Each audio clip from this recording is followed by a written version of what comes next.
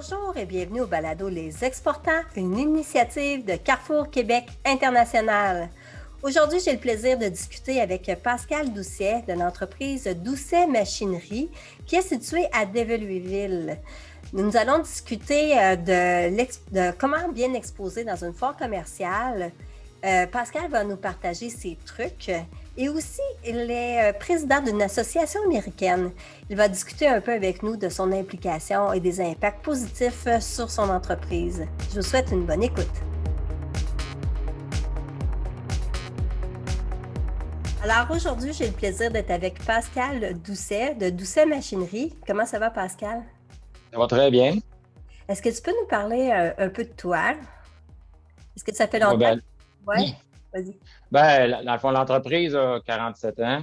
Mon père a fondé l'entreprise. Moi, j'étais avec l'entreprise depuis 1998, là, à temps plein. C'est sûr que j'ai commencé très jeune dans l'entreprise à plusieurs tâches à temps partiel, mais aujourd'hui, je suis maintenant directeur des ventes.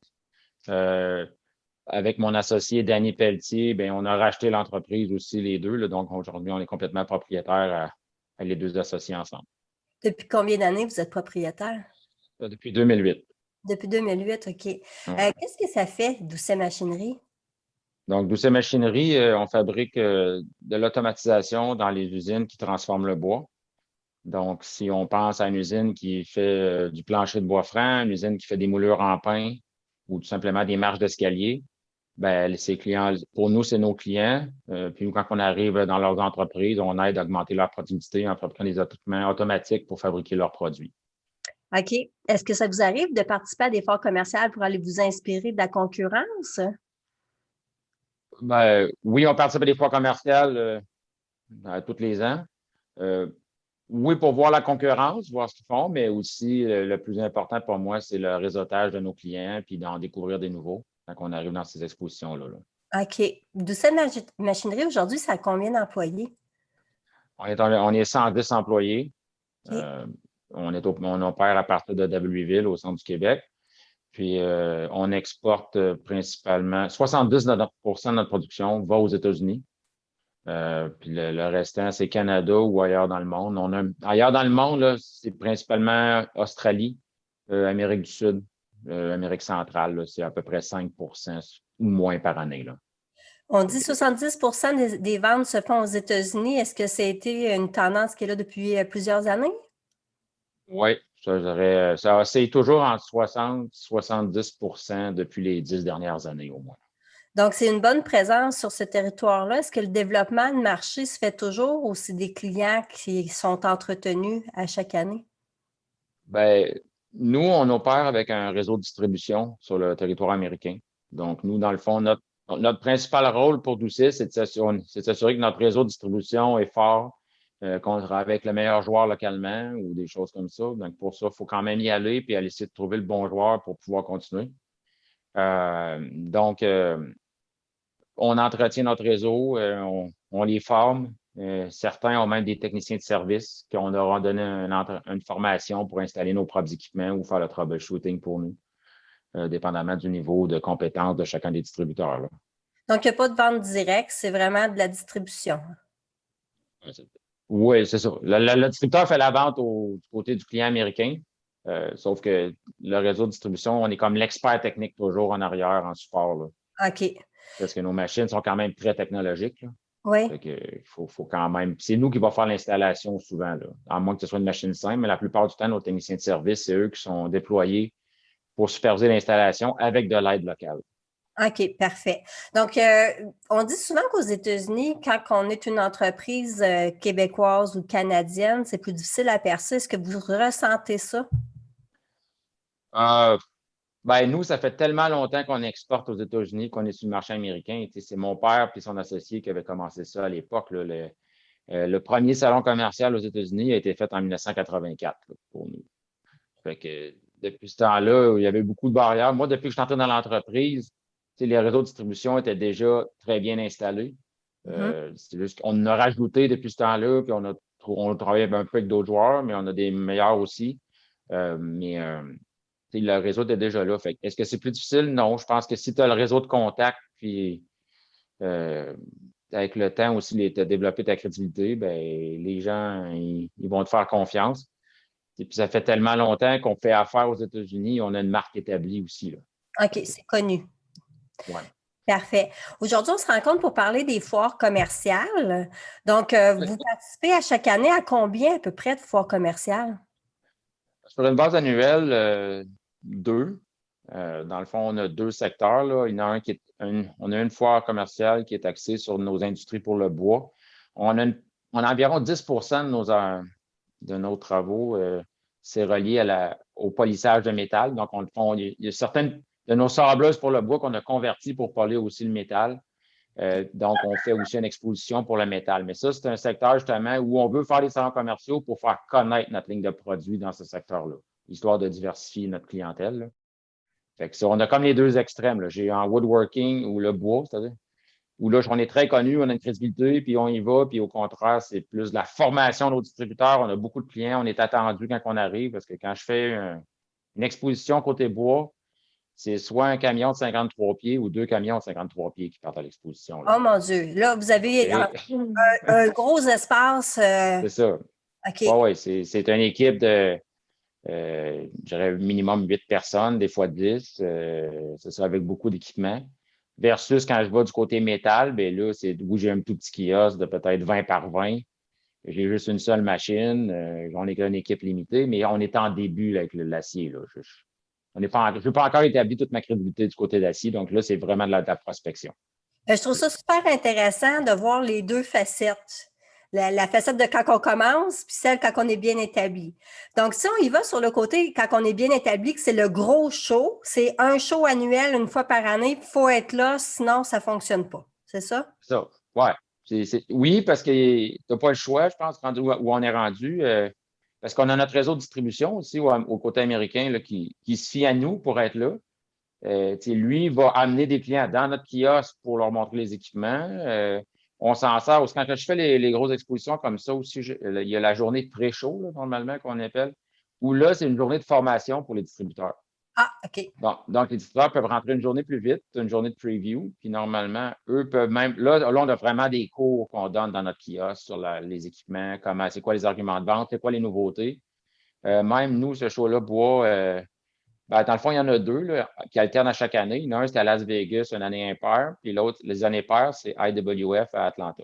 OK. Puis Atlanta, pour nous, c'est plus gros que Las Vegas un peu, mais de par la situation géographique, puis la foule est plus grande à Atlanta. On fait une plus grosse exposition, mais même notre équipe de développement de produits, quand l'exposition d'Atlanta finit, mettons, au mois d'août, ça nous donne un calendrier de 24 mois pour sortir notre nouveauté pour la prochaine exposition dans 24 mois.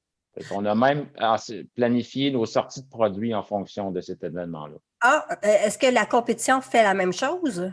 Ouais, je pense que tout le monde fait un peu la même chose. Ils essayent de promouvoir leurs nouveautés, mais nous, on a notre équipe de développement de produits, ça lui donne un délai, une échéance pour produire la prochaine nouveauté, là. Fait que là, quand vous déplacez, par exemple, à Atlanta, là, vous êtes une équipe, puis comment est composée l'équipe? Une équipe de vente, évidemment. Ouais. À peu près, les deux tiers de l'équipe va être l'équipe de vente, puis l'autre tiers va être une équipe technique. OK. Puis l'équipe technique, son rôle, c'est d'aller voir un peu ce qui se fait ailleurs ou Non, l'équipe technique, eux partent en avance parce que quand on part à Atlanta, l'équipe technique va rester sur place environ 12 jours, là. Parce qu'eux vont arriver avant pour l'assemblage des machines, les test runs. L'équipe de vente arrive à peu près vers la fin de l'assemblage. Pendant l'exposition, c'est l'équipe de vente qui est principalement au front avec les services techniques en arrière qui font opérer les machines. OK. Puis après ça, l'équipe technique reste derrière pour démonter, remettre dans les camions puis revenir. Donc, puis tu sais, nous, ce qui est important, c'est comme nos machines, on ne fait pas juste les mettre là puis sans les bouger. Toutes nos machines dans un kiosque, la plupart du temps, sont opérationnelles. Le fait qu'il y ait du mouvement, du bruit, ça attire les gens dans le kiosque. Les gens s'attendent de voir les machines en fonctionnement. Ils peuvent les essayer. Il y a certaines machines même qu'on laisse les clients les essayer, dépendamment du degré de sécurité, là. Mais moi, je pense que quand un client peut essayer une machine, ben, il s'en souvient plus longtemps, il a une meilleure expérience, puis bon, il y a plus de chances qu'il revienne. Et voilà. Dans le fond, on mise un peu sur l'expérience client. Est-ce que vous fonctionnez avec l'expérience client parce qu'ils peuvent toucher puis ils peuvent voir? Là, je comprends qu'ils veulent le sentir un peu comment que ça pourrait être dans leur entreprise aussi. C'est Est-ce ça. que les clients réguliers, ils vont au show pour aller voir vos nouveautés? Oui. Puis beaucoup aussi viennent juste pour voir les nouveautés, c'est certains qui vont venir, mais aussi même certains vont prendre des rendez-vous pour parler de leur projet qu'ils veulent faire, le deuxième projet ou des choses comme ça. Ils servent du fait on est là. Puis souvent, quand on fait un projet d'automatisation, on n'est pas les seuls impliqués. Là. Il va y avoir 2, 3 autres machines aussi qui viennent de d'autres manufacturiers qui sont aussi à l'exposition. Là. OK. Donc, c'est même pas rare que le client va voir, ah, pendant que je te rencontre, Pascal, je vais emmener le gars de l'autre machine avec nous parce que c'est avec lui que je vais travailler en collaboration avec lui. Fait que c'est même intéressant d'être tous en même place au même moment. Je comprends. Puis là, dans le kiosque, il faut penser à un espace pour rencontrer des gens. Est-ce que c'est un espace qui est caché un peu en arrière? Comment ça fonctionne? Normalement, ouais, on a tout le temps 2 bureaux là, semi-fermés, normalement. OK. À Atlanta, tout le temps 2 bureaux. À Vegas, c'est un peu plus petit, donc on en a juste un, mais je veux dire, on a toujours une zone bureau où on peut s'asseoir, travailler avec le client, puis sans dire qu'on. Il y a certaines expositions où des gens vont dire on a conclu tant de ventes à l'exposition. Dans notre marché, nous, c'est plus dans les 4 mois qui vont suivre. Là, on a une grosse hausse des ventes normalement. OK. Fait que dans le fond, c'est vraiment l'événement à ne pas manquer parce que les ventes augmentent après. C'est ça. Moi, on vit avec les effets du show pendant au moins un an, certains. Mais il y a un gros rush en revenant. Là, les 4 premiers mois, c'est vraiment intense. Puis Mais comment? après ça, Parce que là, il y a des clients qui sont sérieux, puis il y a des clients qui le sont moins. Comment vous faites pour les détecter, ceux qui sont des pertes de temps? euh, l'expérience, je dirais, mais c'est surtout d'entraîner les autres qui sont avec nous sur l'équipe. Là, mais souvent, c'est de poser la question, je le dis tout le temps, quand tu abordes un client, il ne faut jamais qu'il te réponde par oui ou non. Si tu ne pas par oui ou non, c'est trop facile. Je comprends. Faut-tu faire répondre, qu'est-ce que tu cherches aujourd'hui? As-tu un budget? Ton budget, c'est quoi pour ton investissement? Des questions qui vont être obligées de le faire parler. Puis là, s'il n'y a pas de réponse, là, c'est plus facile à détecter. Je comprends. Euh, Puis après ça, ben, nous, la manière dont on quantifie, une fois que tu as tes réponses, c'est facile de cibler si le prospect va être dans les prochains 3 mois ou c'est un projet d'1 an ou 2 ans. Je demande toujours à mon équipe de vente de qualifier là, le temps de réponse, si c'est urgent ou moins urgent. Là. Aussi, c'est que souvent, nos prospects vont être distribués ensuite dans notre réseau de distribution. Fait que si on qualifie mal, les distributeurs vont trouver qu'ils perdent leur temps. Fait que c'est important pour nous de le qualifier aussi par le fait même. OK. Donc, vous avez quelqu'un, dans le fond, vous envoyez les contacts à votre réseau de distribution pour assurer un bon suivi après. C'est ça. Puis nous, on fait le suivi avec le distributeur directement. OK. Pour s'assurer que faites le suivi avec les. Oui, voilà. Puis bon, est-ce qu'il y a une soumission à produire? C'est souvent, quand on vend l'automatisation, ben, le client va dire, ben, moi, j'ai telle application, mais il faut aller voir sur place avant même de faire une soumission. C'est le distributeur souvent qui va aller faire la première visite. De là, va être jugé essentiel s'il faut aller sur place pour aller plus loin ou c'est juste, avec les mesures qu'il a pris, les photos, on est capable de produire la soumission. Et au moins, il y a un premier screening qui est fait comme ça. Ce qui assure, étant donné, là, quand on parle de réseau de distribution, là, j'ai environ une 50aine de distributeurs aux États-Unis. Là. OK. Quand tu multiplies par le nombre de vendeurs, ça fait une grosse équipe de vente au bout de la ligne qui est Oui, assurée oui. par l'équipe locale qui est 7 ou 8 personnes. On multiplie l'effort, là, en réalité. Puis, en cours d'année, entre les expositions, l'équipe de distributeurs, est-ce que c'est eux qui font la prospection ou c'est vraiment votre équipe de vente chez vous pour des nouveaux clients? On a les deux. Là. Les distributeurs, c'est sûr qu'ils en amènent sur une base régulière. C'est sûr qu'on fait beaucoup d'efforts marketing web. OK. Je veux dire, notre site web en attire passablement. On est surpris même du nombre de demandes qu'on reçoit par l'Internet. Donc, on a une belle équipe là-dessus qui fait beaucoup d'efforts. Puis, dans les 2 dernières années aussi, on a commencé à faire du Google Display puis du Google Facebook Ads, ces choses-là. OK. Les résultats sont surprenants. Ah oui, ça a un impact. Ça a un impact direct sur l'achalandage site web et nos demandes de soumission. Principalement le Google Display. Rapport qualité-prix, c'est celui qui rapporte le plus. On dirait que vu que c'est une image qu'on projette, on dirait que ça a plus d'impact que juste un. De toute façon, quand tu achètes du Google Ads, là, qui c'est juste pour sortir en premier, mettons dans Google, généralement, nos recherches naturelles sont bonnes. Mhm. C'est rare que je ne sors pas dans les premiers en fonction de mon type de produit. Fait que j'ai un petit peu moins de résultats, puis je ne m'attendais pas, mais le Google Display, lui, est très, très. Par exemple, quelqu'un est venu sur notre site web, puis là, dans la prochaine semaine, on va faire apparaître des images dans son écran. Oui. OK. Ça a des impacts directs. Ça a des impacts parce que ça rappelle les gens qui ont fait la Ouais. recherche. En tout cas, ça marche avec moi pour mon magasinage, ça, c'est sûr. Fait que ça marche pour l'achat d'équipements aussi, tant qu'à ça. Fait que, Je voulais savoir, est-ce que la pandémie a amené est-ce que ça a eu un impact au niveau de comment faire les foires commerciales? Qu'est-ce qui s'est passé au cours de la dernière année? dans le fond, nous, toutes les fois commerciales qu'on avait durant la pandémie ont été annulées. OK. Fait qu'il y en Même a pas, pas. ça n'a pas eu lieu virtuellement, rien? Il y a eu une fois un virtuel, mais le succès a été tellement mitigé, je peux même pas dire si c'était. Ça nous a donné beaucoup d'efforts, mais j'ai pas senti qu'on avait écrit créé quelque chose avec ça, là. J'ai essayé une, mais ça n'a pas bien marché. On a fait des belles démos, je pense que c'était correct, mais j'ai pas senti que l'achalandage avait permis de faire quelque chose. Euh, Moi, je pense que notre clientèle, nous, durant la pandémie, était considérée service essentiel, du côté américain, du moins. Puis, ils ont très, très peu arrêté. Ils ont généré, actuellement, ils sont enterrés dans les commandes, la plupart. Ils ont OK. un besoin de main-d'œuvre client. Fait que c'est comme s'ils n'ont pas pris le temps d'aller voir des vidéos. Ils attendaient. Ils étaient tellement occupés à produire leurs commandes. Ils ont dit, regarde, on va produire ce qu'on a à produire. Puis, mais là, on a eu le premier cet été. On est allé à Las Vegas au mois de juillet dernier. Comment ça a Euh, été? ouais, c'était le début d'une relance. Fait que mes attentes n'étaient pas super élevées non plus, mais on a peut-être eu, comparativement aux autres années, on a peut-être eu 40 de l'achalandage habituel. Ah oui, quand même. Mais ce qui a manqué, c'est que ça a été, vu que c'était dans, mettons, la côte ouest, mais on a eu beaucoup de monde de la côte ouest, mais presque, on a eu personne du Canada. Puis normalement, on a des Canadiens qui viennent à cette exposition-là, puis on a eu presque personne de la côte est non plus ou du Midwest, là. Fait que l'achalandage, j'ai perdu que les gens n'ont pas voyagé aussi loin. Mais, on va à FabTech Chicago dans une semaine. OK. Fait qu'on va voir s'il y a eu un effet différent, là. OK. Nous, FabTech Chicago, c'est la partie acier, donc on a un plus petit kiosque, mais si on peut voir une foule au moins, je veux dire, Ça peut être intéressant. c'est ça. On va juste voir une augmentation de foule, là. Est-ce que c'est la même équipe qui va à FabTech Chicago qu'habituellement ou elle va être plus petite cette année? FabTech, non, FabTech, on a la même équipe parce que le kiosque est un petit 20 par 20, donc j'ai toujours une équipe de 3, puis ils sont encore 3 cette année, là. OK. Ça, c'est pour le nouveau produit, c'est ça? FabTech, c'est l'acier. Donc, c'est le OK. polissage de l'acier. Donc, on a juste une ligne, on a juste un produit qui s'adresse à cette clientèle-là. C'est une démarche, on est plus en. Ça fait quelques années qu'on en vend, mais faut augmenter nos ventes graduellement. C'est un nouveau secteur. OK.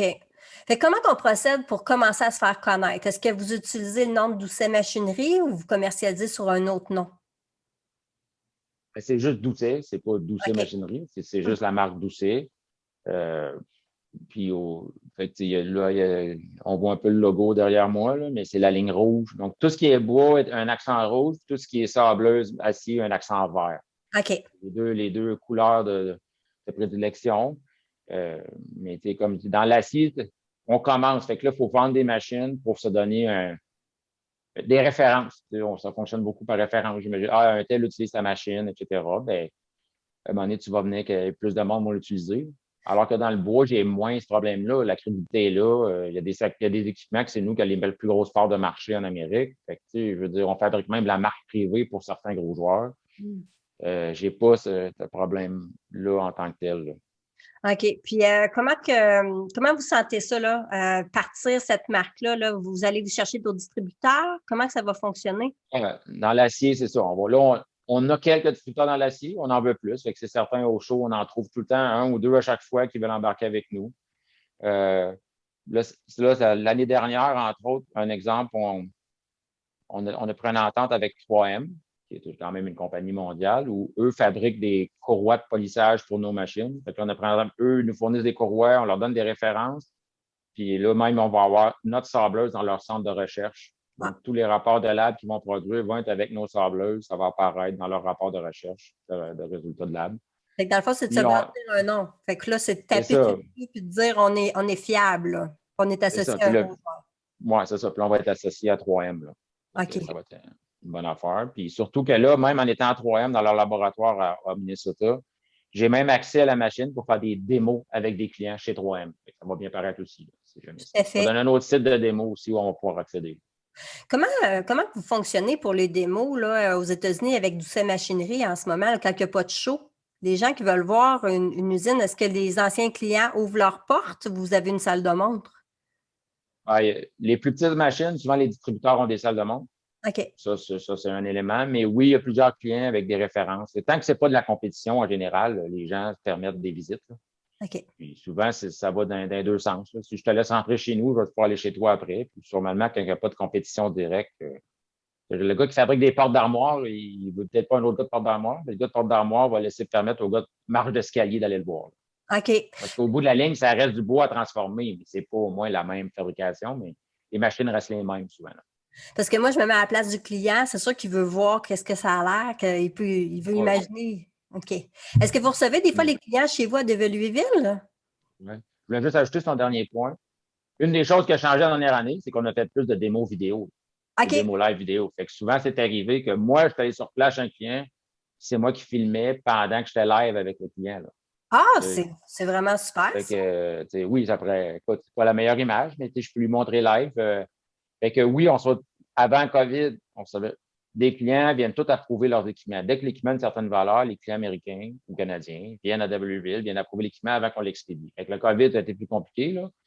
Donc, on a fait des approbations vidéo. Donc, on s'est tapé avec un petit chariot, puis des caméras qui se promènent, puis des multicaméras, puis des démos live. On en a fait plusieurs. Maintenant, je pense on fait comme une pré-approbation en démo live avant que le client s'en vienne. Mais là, les clients commencent à revenir. Là, on a eu des clients déjà qui sont venus. On a d'autres qui s'en viennent au mois de septembre. Là, même les clients ont hâte de venir approuver leurs équipements. Là, ça leur fait du bien. Puis c'est bon pour nous parce que quand un client vient, il voit non seulement sa machine à lui, mais il voit aussi les autres qu'on est en train de fabriquer pour les autres. Puis des fois, ça inspire. Ah! Fait que vous ne poussez pas trop sur les démos avec les vidéos, là. Vous allez essayer de les Là, avoir chez là, vous. plus vite on va revenir, mieux ça va être. Oh, oui.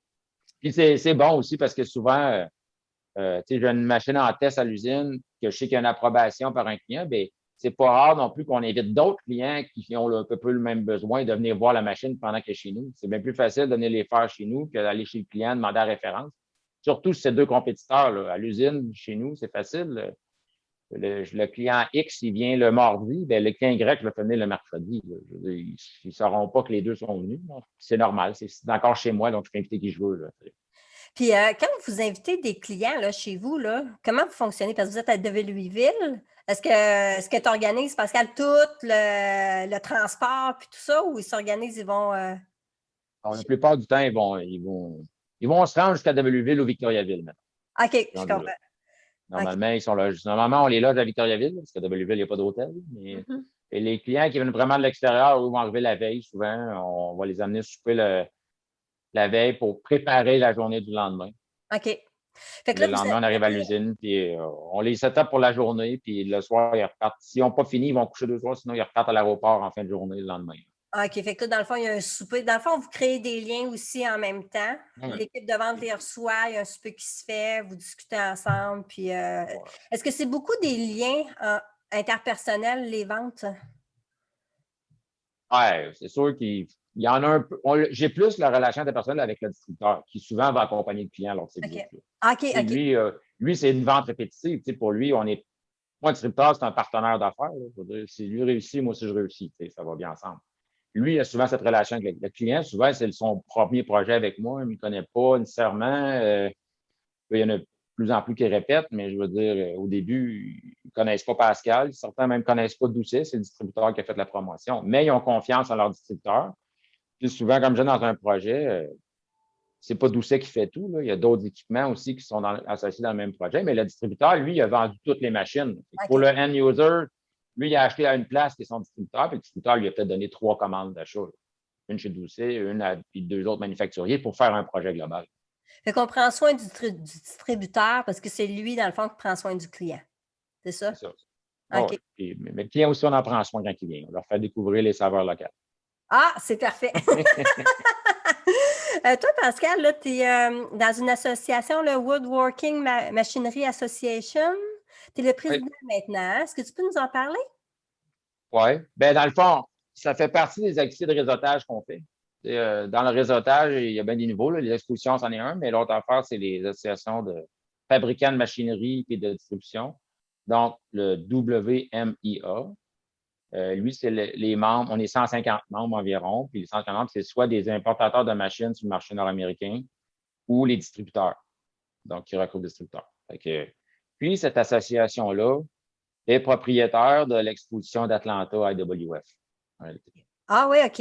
OK. C'est pour ça l'Atlanta est important pour nous. Mais donc, j'ai commencé sur le conseil d'administration il y a plusieurs années, etc. Mais dans le fond, on est nommé par nos pairs. Donc, c'est nos pairs qui décident qui va devenir dans l'exécutif. Donc, quand tu embarques dans l'exécutif pour devenir éventuellement président, c'est un mandat de 8 ans, là, au bout de la ligne. Hein. Il y a des steps de 2 ans. Il faut que tu sois là pendant 8 ans de temps. Là. Donc, là, je suis en ma 5e année sur 8. Mais ça reste que c'est une belle marque de confiance quand c'est tes pairs autour, puis tu un homme là à cette position-là. Puis comme quand j'ai entré à ce moment-là, j'étais le seul Canadien même sur le conseil d'administration.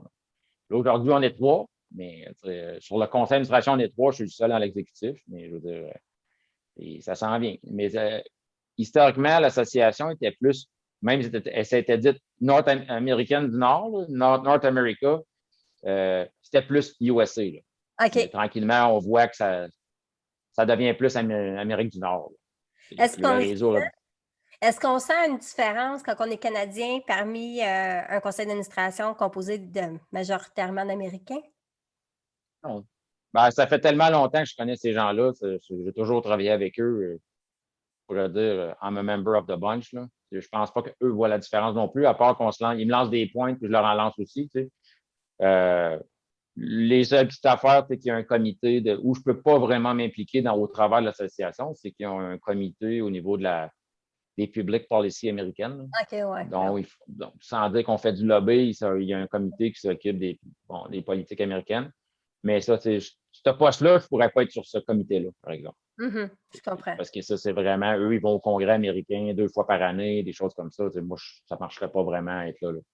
Fait que, mais c'est le seul comité. Les autres comités, on a, comme moi je dis, on a l'exposition d'Atlanta, on a une autre conférence annuelle qu'on organise, où là, c'est juste les membres invités, mais c'est juste pour faire du réseautage.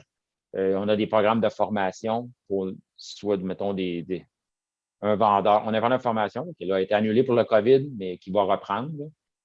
Ou, mettons, j'engage un nouveau vendeur ou un nouveau chargé de projet. On a associé avec une école qui travaille le bois, ou tu fais envoyer le gars une semaine de temps, puis ils vont lui montrer les applications du bois versus les machines. Wow. Un programme d'une semaine.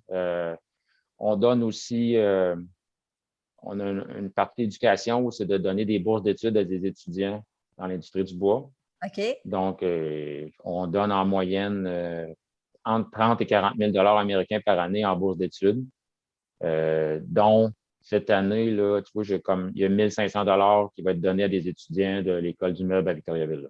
Ah oui, OK, wow. À chaque année, il y a des étudiants de l'École du meuble qui reçoivent. Normalement, c'est à peu près 1 000 Cette année, ça a été 1 500 C'est super intéressant. Ça, c'est un effet direct d'être membre de l'association, parce que l'École du meuble n'était pas connue là-bas, dans le programme. Aujourd'hui, j'ai réussi à faire comme entrer l'École du meuble de Victoriaville comme une école de formation où on pourrait donner des bourses. Puis là, maintenant, à chaque année, ils ont des bourses là, qui sont versées là. Puis l'implication en vaut la chandelle, j'imagine, pour le réseautage, parce que ça a un impact sur les ventes puis le nom de l'entreprise. Est-ce que c'est... Oui, c'est le réseautage là, qui fait. Le gros bénéfice de l'implication, c'est le réseautage. Même, on a deux boards annuels, j'ai la conférence en plus, mais ça fait qu'à 3 fois par année, je vais avoir soit de mes distributeurs, parce qu'ils sont sur le conseil d'administration aussi, ou je les vois à l'exposition, ou je les vois dans d'autres occasions, puis je vois aussi d'autres fabricants. Là. Souvent, on fait des projets en commun. Ouais. Je veux dire, au bout de la ligne, là, c'est le réseautage qui en sort gagnant pour ça. Là.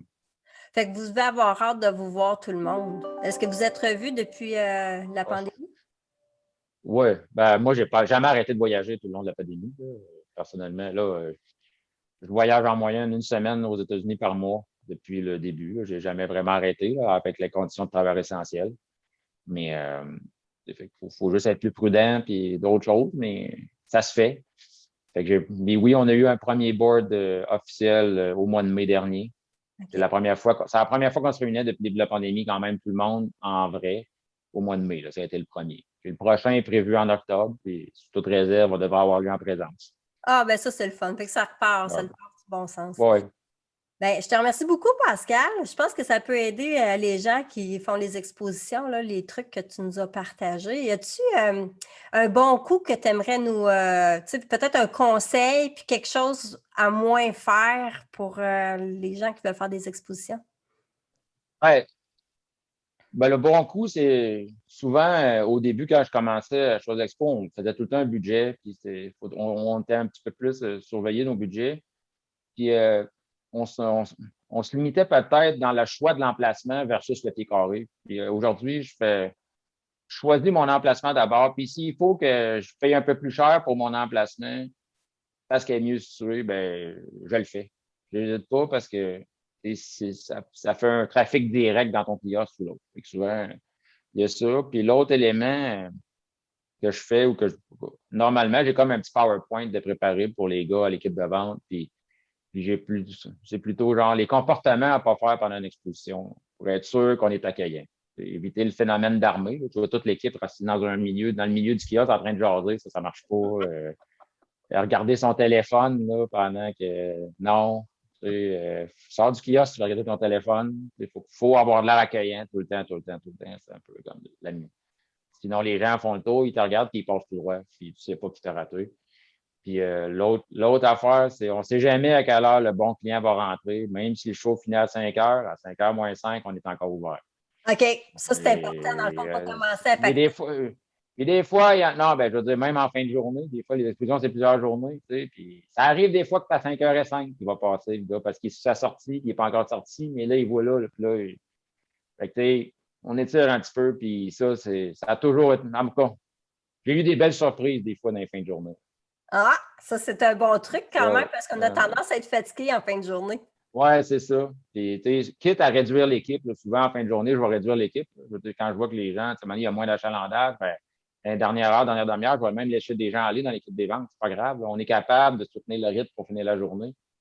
Mais je dis à l'équipe qui reste, par contre, c'est pas parce que le show finit à 5 heures qu'à 5 heures moins 2, tout est serré. Là. On va se laisser le temps. Là. On laisse le temps à tout le monde de sortir un peu.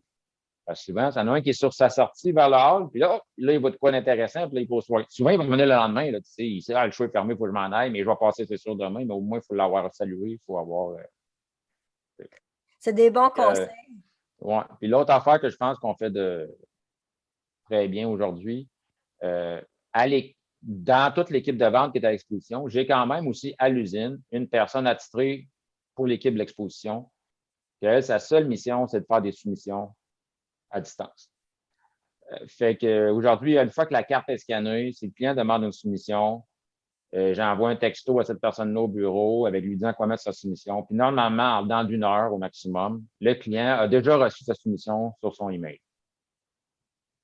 Fait que ça, c'est une machine d'autres un peu plus complexe. C'est pas juste une feuille de papier que je peux laisser au gars, la soumission toute prête. Il y a tout le temps un peu d'options à choisir. Mais quand je sais que le client est sérieux, il veut acheter, mettons, dans la prochaine semaine, ben, dans d'une heure, normalement, il y a eu sa soumission. C'est super. Que les clients reviennent souvent pour leur soumission parce qu'ils ont des questions. Et que ça force souvent une deuxième visite dans la même journée dans le kiosque. Parce qu'ils ont des questions. Ou le lendemain, mettons, j'ai eu ta soumission hier, c'est parfait, mais ça, c'était quoi cette option-là? Fait qu'ils viennent nous le demander, puis fait que ça force le retour en kiosque. Ben, merci, Pascal. Ça fait plaisir. Belle rencontre, des bons trucs. Plaisir. Si cet épisode vous a plu, partagez-le avec un ami. Nous serions reconnaissants si vous pouviez noter et évaluer notre série sur Apple Podcasts, Spotify ou à l'endroit où vous écoutez vos balados. Votre recommandation et vos commentaires aideront les auditeurs à nous trouver aussi. Merci! Les Exportants est une production de Carrefour Québec International, tout droit réservé. L'émission est réalisée par l'équipe de CQI. Un merci tout spécial aux invités et aux personnes qui ont participé à la création et à la mise en onde de l'épisode d'aujourd'hui. CQI remercie aussi ses partenaires financiers, Développement économique Canada et le gouvernement du Québec. Vous pouvez obtenir plus d'informations sur Carrefour Québec International sur notre site web au cqinternational.org. On se revoit pour un prochain épisode dans 2 semaines. Merci d'avoir écouté Les Exportants. À bientôt!